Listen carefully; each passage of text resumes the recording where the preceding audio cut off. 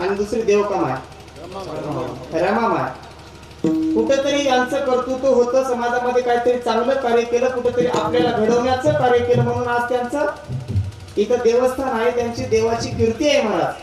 त्यांचं कार्य चांगलं होतं म्हणून सगळ्या गोष्टी पुढे आल्या. आपल्याला इथं बघल्यानंतर मला वाटतं एवढ्या ग्रामीण भागामध्ये एवढ्या उत्साहित वातावरण, ते 10 वाजता कीर्तनाला उपस्थित आहेत, याचे एवढं भाग्यवान आपलं गाव आहे महाराज, एवढं भाग्यवान आहे. कारण आयुष्यामध्ये मोठमोठ्या सिटीमध्ये जा, कुठेही गावात जा, एवढी पब्लिक 9 वाजता 8 वाजता कीर्तनाला उपस्थित राहत नाही महाराज. पण आज 10 वाजून पूर्ण गावातले लोक या मंडपात सत्संगासाठी उपस्थित आहेत, म्हणजे काहीतरी माझं भाग्य म्हणावं लागेल.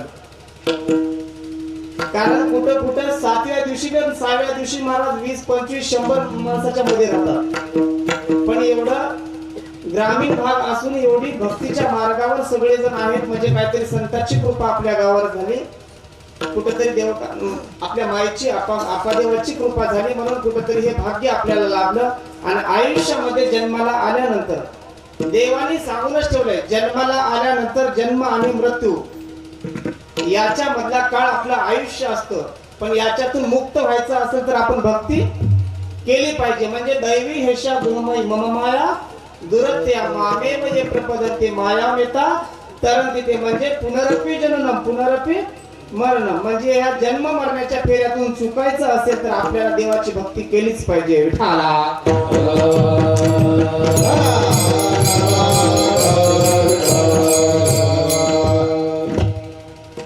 आज भगवान शंकराचा अभंग आहे महाराज.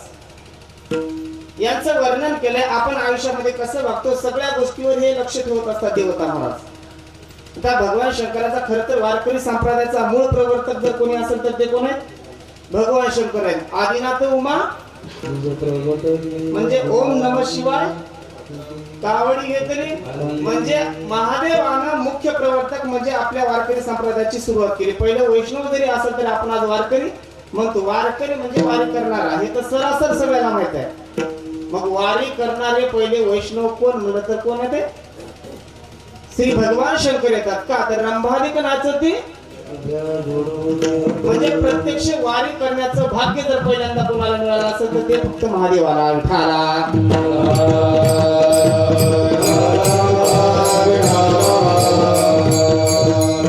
पण आपण प्रत्येक देवामध्ये वेगळं पण पाहतो महाराज. कोणी महादेवाची भक्ती करत असेल तर कोणी दुसऱ्या देवाला नाव ठेवतो, आणि कोणी दुसऱ्या देवाची भक्ती करत असेल तर कोणी महादेवाला. कारण इथं भेदाभेद नाही मला, हरिहरा नाही भेद, भेद इथं नाही. ज्यानं भेद केला त्याचा बरोबर सत्यानाश झाल्याशिवाय राहत नाही महाराज. का तर प्रत्येक देवाची भक्ती करा. कुठलीही नदी घ्या, जाऊन कुठे मिळणार आहे? समुद्राला. मग प्रत्येक देवाची भक्ती आपण करा, ती जाऊन एखाद देवाला मिळणार आहे. विठाला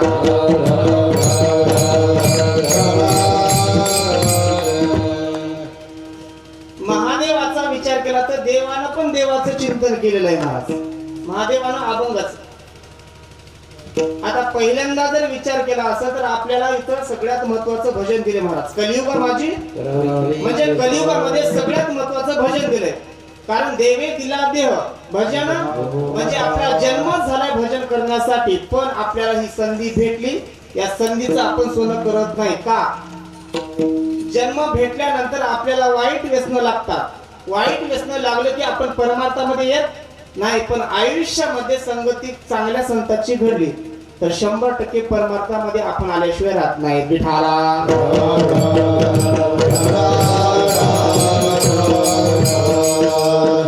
आणि प्रत्येक देवाने एकमेकाचं वर्णन केलं, एकमेकाचं चिंतन केलं. महादेवानं कोणाचं वर्णन केलं असं? भजन करी महादेव श्री रामेरा, भजन करी महादेव श्री रामेरा, भजन करी महादेव श्री रामेरा, भजन करी महादेव. पूजी सदाशिव सदाशिव, राम पूजी सदाशिव.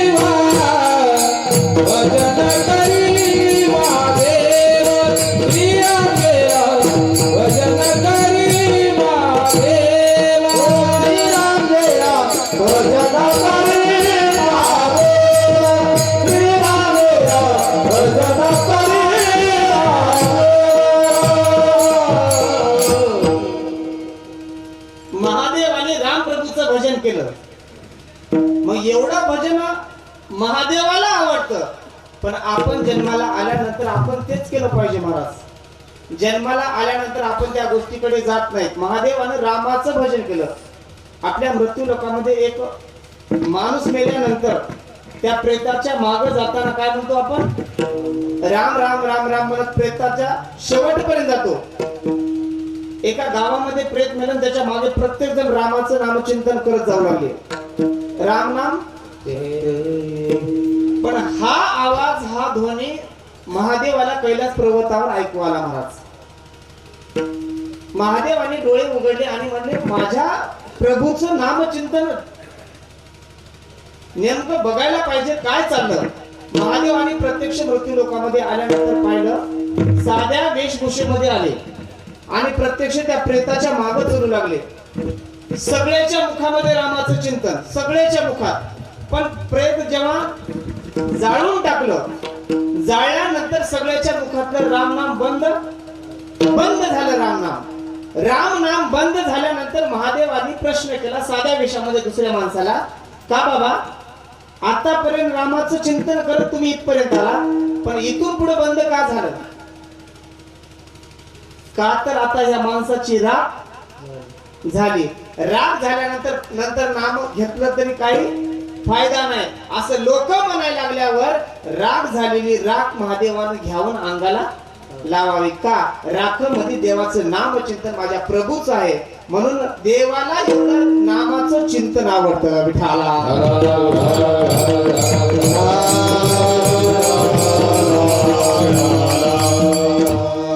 पण आपल्या आयुष्यामध्ये जगत असताना आपण नामाचं चिंतन करत नाही, वेगळ्या मार्गाने चलतो महाराज. भक्तीच्या मार्गात सरासर लोक येतच नाहीत आणि आले तर भक्तीपासून दूर जात नाहीत. का? एकदा देवाची गोडी लागली, पण देवाची गोडी लागायची असेल तर देवाची द्वारी, त्याच्यासाठी देवाच्या द्वारामध्ये उभं टाकावं लागतं. मग तरी एक वेळ अवधान दिजे, मग सर्व सुखाशी याच्यासाठी देवाच्या द्वारात उभं टाकायचं आणि देवाचं नाम चिंतन गायचं विठाला.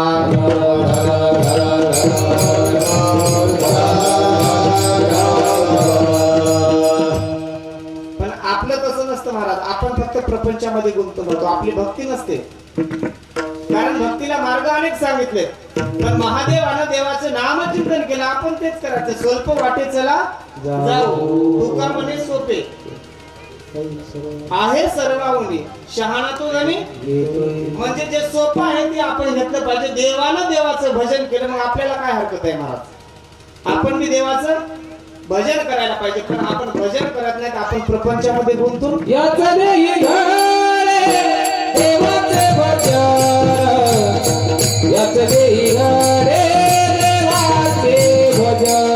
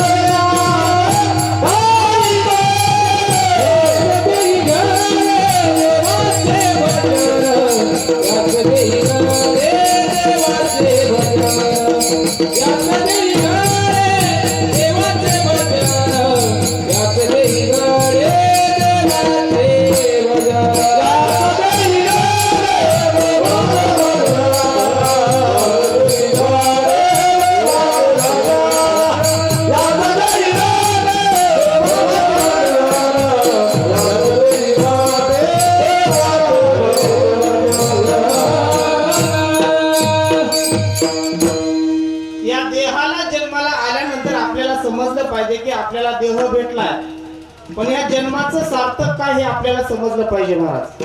पण आपल्याला समजत नाही. पण आपण जर विचार केला, मार्ग दावून गेले आधी दयानिधी संत तेनेची पण तो चाले जाता न पडे. म्हणजे संतांनी आपल्याला मार्ग दाखवलाय, पण त्या मार्गाने गेला तर आपल्या आयुष्यात संकट किंवा संकट गुंता कुठेही पडत नाही. पण आपल्या मनोमार्ग गेला तो तेथे आपल्या मनानं कारभार करायला गेला तर आयुष्यात संकट आल्याशिवाय राहत नाही विठाला.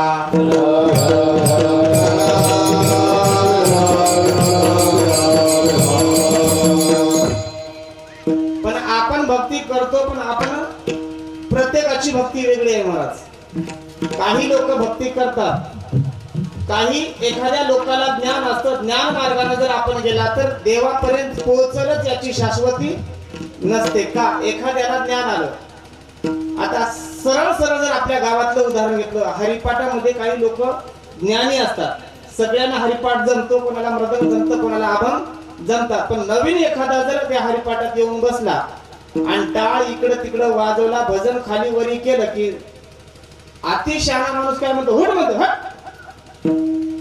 काय म्हणतो?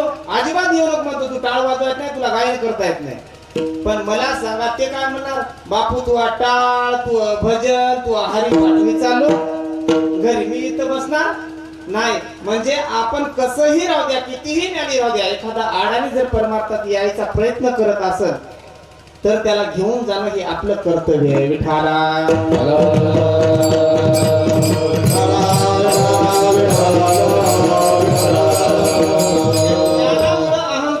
अहंकार वाढला की आपल्याला देवाची प्राप्ती होऊ शकत नाही. पण अहंकार गेला, तुका म्हणे, म्हणजे ज्याच्या अंगातून अहंकार गेला तो देव झाल्याशिवाय राहत नाही. ज्ञान मार्ग सोडा, आपण कर्म मार्गाने जा.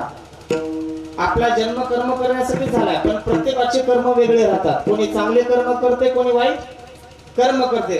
आणि आपल्या पदरामध्ये पुण्य जर साठवायचं असेल तर चांगले कर्म करणं हे आपलं कर्तव्य आहे. वाईट कर्म केले की 100% ते आपल्याला भोगावे लागतात. मग चांगले कर्म कितीही करू दे, आपण आयुष्याच्या शेवटी एखादं कर्म चुकलं,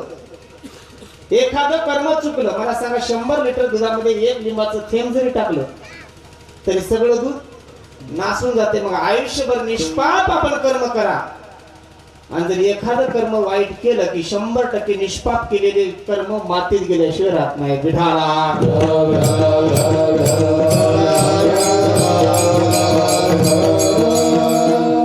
कर्म मार्गाने पण आपण देवाची भक्ती केली, देवापर्यंत जाण्याचा प्रयत्न केला तरी अडथळे निर्माण होतात. समजत महत्वाचं योग मार्ग. आता योग मार्ग चांगलं देवाला एवढी योग साधना केली, पण शेवटी शरण कुठं जावं लागलं? मुक्ताई मातेला. म्हणजे संतांना शरण शेवटी जावं लागलं. योग मार्गाने आपण 2 तास इथं मांडी घालून बसत नाही, योग साधना आपल्याला जमणार नाही. पण सगळ्यात महत्वाची भक्ती सांगितली महाराज.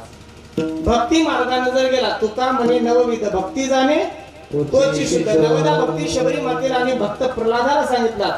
पण नवदा भक्तीमध्ये आपण कोणतंही भक्ती घ्या, आपण शुद्ध झाल्याशिवाय राहत नाही. विठाला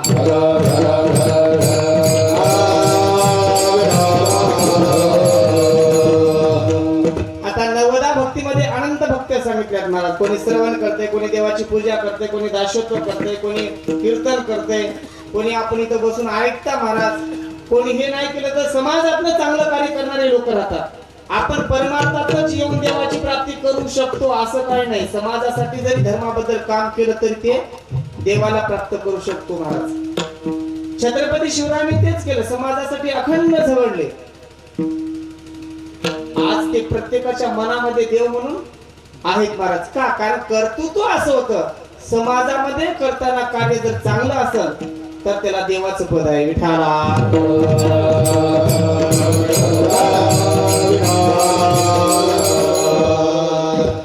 म्हणून आयुष्यामध्ये भक्ती मार्ग सगळ्यात सोपा आहे महाराज. सोपा म्हणजे कारण कुठेही जा, कुठेही देवाचं नामचिंतन करा, ते फळाला येतं महाराज. आपण योग साधनेनं जाऊ शकत नाही, कर्म साधनेनं जाऊ शकत नाही, ज्ञान साधनेनं देवापर्यंत जाऊ शकत नाही, पण भक्ती मार्गाने देवापर्यंत जाऊ शकतो. पंत बहुत पुण्य नाग विना पापा ओ नागले के पा विजेची कुंडाती भक्ती पंत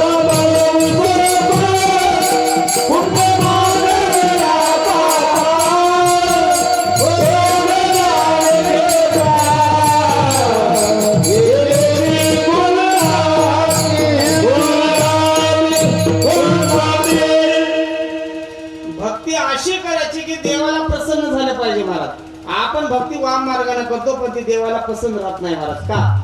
वरी घालायचे कपडे, अंतःकरण शुद्ध नाही महाराज. मृत जैसा शृंगारीला गाढव कीर्ती किंवा गुळ माखून या ठेवीला दगड. वरी दिशे लोका भलाचारी म्हणजे एखाद्या दगडाला गुळ मापून ठेवला की आपल्याला वाटते ते गुळाची भेट, तशी जर भक्ती केली तर ते सिद्धता होऊ शकत नाही, सिद्धीला जाऊ शकत नाही. म्हणजे भक्ती प्रेमाविना ज्ञान, म्हणजे भक्तीमध्ये प्रेम पाहिजे, भक्तीमध्ये भाव पाहिजे. विठाला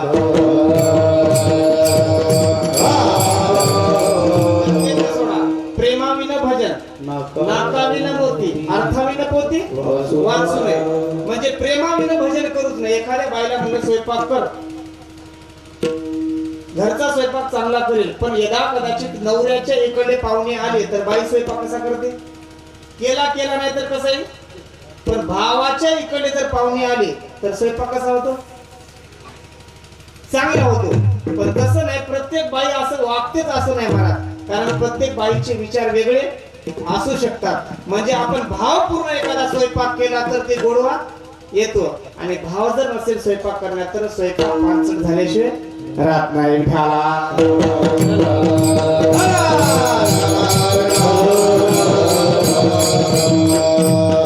प्रेम पाहिजे, फक्त आपण दाखवायला भक्ती करायची नाही महाराज. बावे गावे गीत, बावे गावे गीत, बावे गावे गीत, बावे गावे गीत, बावे गावे गीत, बावे गावे गीत, बावे गावे गीत,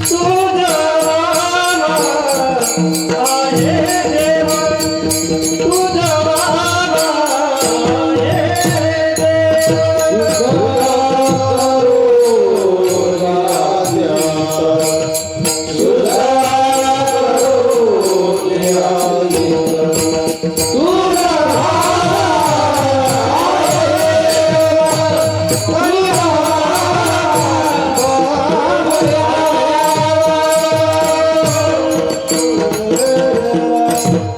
आपल्याला देवाची प्राप्ती करायची, आपल्याला स्वतः देव व्हायचं असेल तर भावे गावे गीत आणि शुद्ध, म्हणजे अंतःकरण शुद्ध करून आपण देवाचं गीत गायलं पाहिजे. म्हणजे प्रेमाविना भजन करू नाही.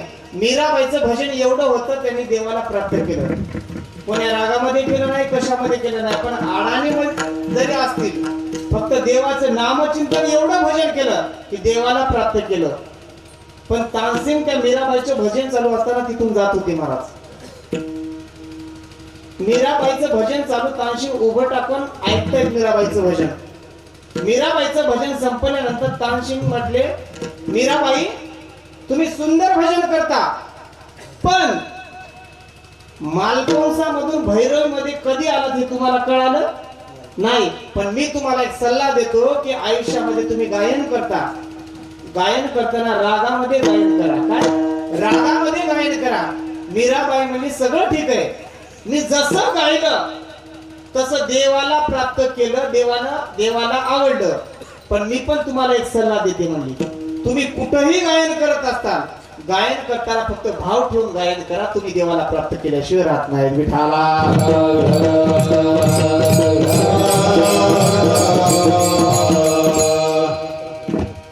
बरं, सरळ आपलं उदाहरण,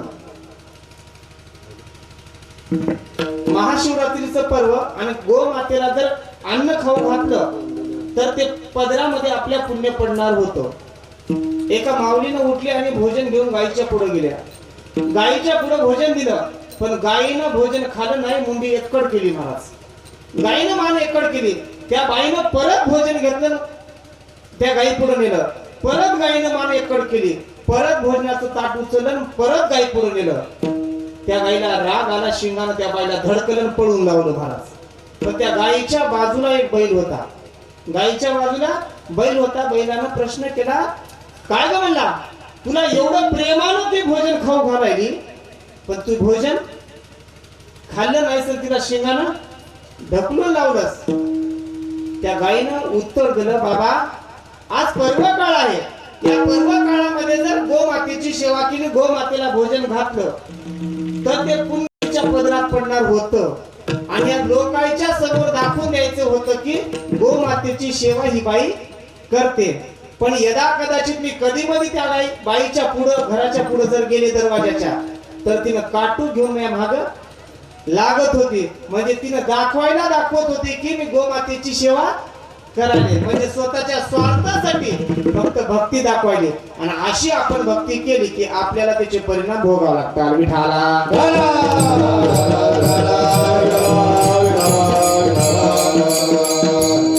प्रेमाविना भजन, नाकाविना मोती. आता ज्या बाईला नाक आहे त्या बाईला नथनी घालावी. बरं, सोयरी जमताना बी पहिल्यांदा सगळ्या गोष्टी ठीक आहेत, पण पोरगी नकटी काय म्हणता, नकटी हाय, तिला नाकच किती सुंदर होते. नाक असेल तर शोभा आहे, पण मालकाची लय हौस राहते महाराज. नाक जरी नसलं तरी मालकाला वाटते माझ्या बायकोच्या नाकामध्ये नथनी असावी, असा एक हौशी. पण कितीही हौस करा महाराज, लग्न झाल्यावर प्रत्येकाला प्रत्येकाच्या आयुष्यामध्ये दुःखच आहे महाराज. पोरा सोरायला वाटतंय मोठ्यांचं लग्न झालं, माझंही लग्न व्हावं वाटते.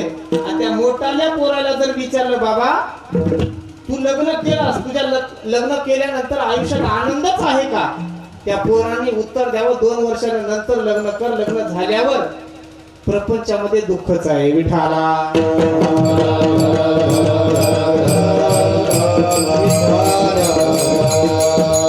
तसं प्रत्येक माणसाची हौस राहते की आपल्या बायकोला काहीतरी करावं.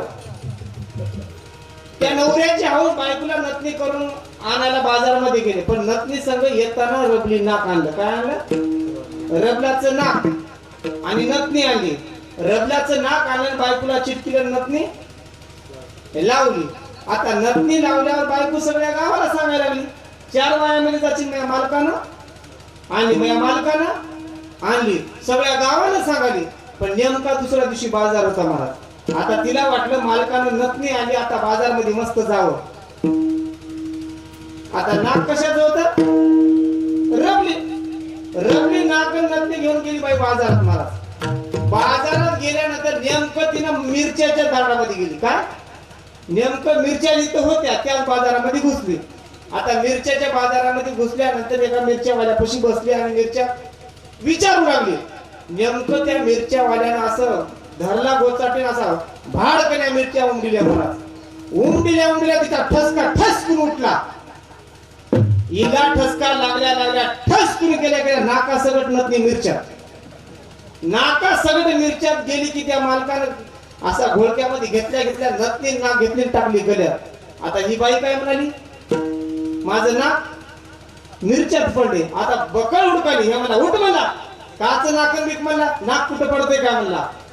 म्हणजे अवघ्या बाजारी फजिती. म्हणजे नाकाविना मोती जर आपण लिहायला गेलो तर आपली 100% फजिती झाल्याशिवाय राहत नाही. म्हणजे प्रेमाविना भजन नसू नये, नाकाविना मोती नसू नये आणि अर्थाविना मोती. आपण परमार्थ करतो. एखाद्या मुलाला वाटतं माझा बाप विळामाळ हरिपाठ करतो, काकडा करतो, देवाचं भजन करतो, दररोज पोथी पुराण वाचतो, पण घरामध्ये आलं की माझ्या माईला सारख्या शिवा देतोय, मला किरकिऱ्या करतोय, हे मला काय कळणार गेलं. याचं परमार्थ करायला का परमार्थ करून दुसरं काय करायलाय. म्हणलं आपण परमार्थ कसा राहते बघू. बापानं पोथी वाचायला घेतली. बापानं पोथी वाचायला घेतल्यानंतर वाचल्यानंतर 2-4 पानं बापानं खून करून ठेवली. पोरानं बघितली, त्या दिवशी गेला ते परत खून पहिल्याच ठिकाणी आणून ठेवली.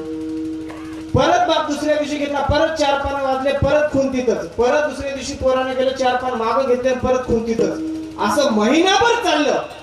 महिनाभर चालल्यानंतर बापाला वाटायला लागलं, मला मी एवढी पोथी वाचायलो पण पोथी पुढं काही जात नाही. का तर पोथीतला अर्थ कळत नाही, कुठं वाचायला हे कळत नाही. म्हणजे आपण परमार्थ करायलो पण संतांचे विचार आपल्या आयुष्यामध्ये आणत नाही. आणि संतांचे विचार आपल्या आयुष्यामध्ये आणले नाही की आपलं अंतःकरण शुद्ध होत नाही. ज्या दिवशी संतांचे विचार आपण आत्मसात करतात त्या दिवशी आपलं अंतःकरण शुद्ध झाल्याशिवाय राहत नाही. याच्यासाठी पोथी वाचा. असं नाही की त्याचा अर्थ प्रत्येकाला समजेलच, पण परमार्थ करताना परमार्थाचा अर्थ समजून घेऊन आपण जगामध्ये वागायला चला. तर ते सिद्ध होतं, अन्यथा नाही विठाला.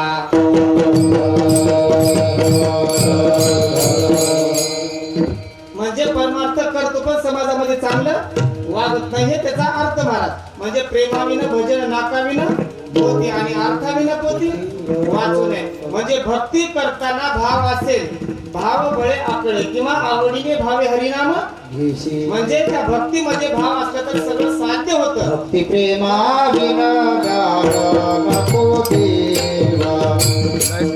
भक्ती प्रेमाविना ज्ञान नको देवा. माझी अभिमान नित्य नवा दया माझी. दुःख देई प्रेमा सुख देई. प्रेमा सुख देई प्रेमा सुख देई. अभिमान नित्य नवा दया माझी. अभिमान नित्य नवा दया माझी. प्रेम सुख देई प्रेम सुख देई. प्रेम सुख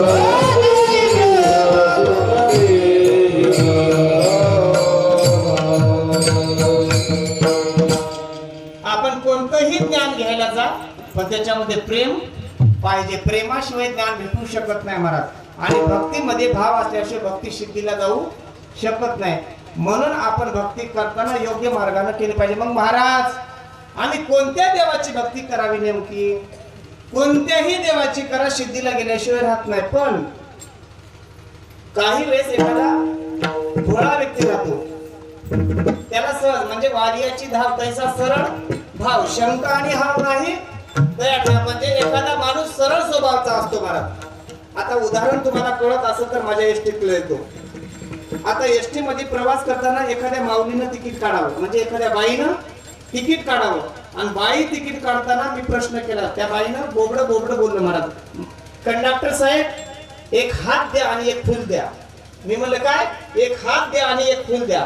तिच्या सोबत बसलेली बाई म्हणली, महाराज म्हणजे कंडक्टर साहेब एक हात वार्याची धाव तैसा सरळ भाव, तसा भोळा शंकर आहे आणि त्याच्या पायावर लागा सगळं साध्य झाल्याशिवाय राहत नाही. अभंगाच्या प्रकल्प शिव चक्रवर्ती.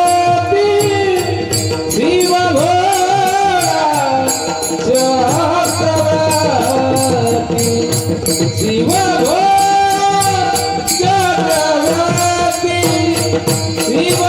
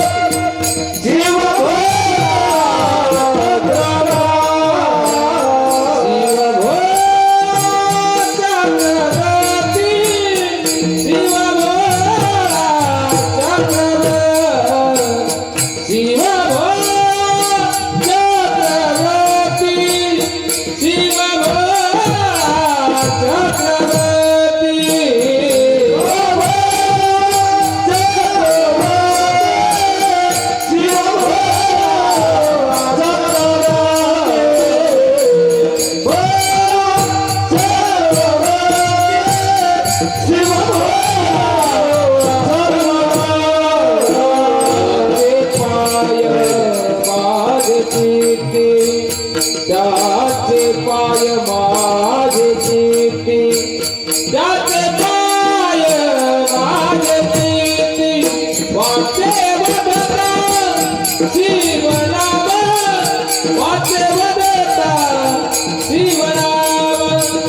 वाचे वदता शिवनाम. वाचे वदता शिवनाम.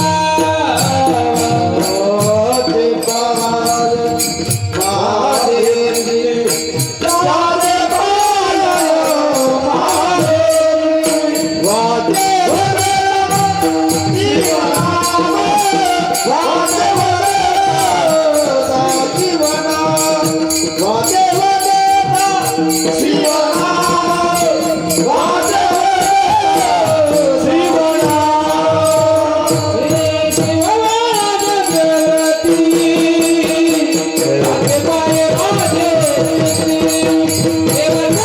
रात्री बनाव दयाळ बघे थोरला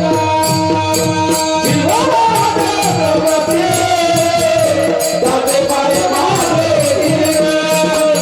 माझे वाटे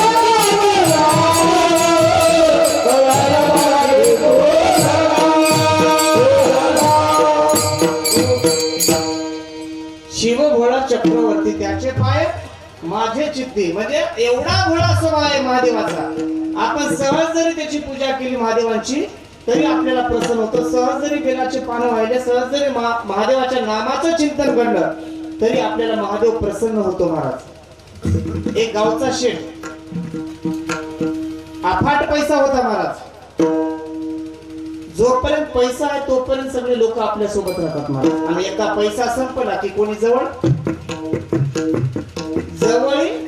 सडन गातोवरी म्हणते माझा, पाणी ती लहान थोर देह सुखाच्या गाजा, म्हणजे धनवंता लागी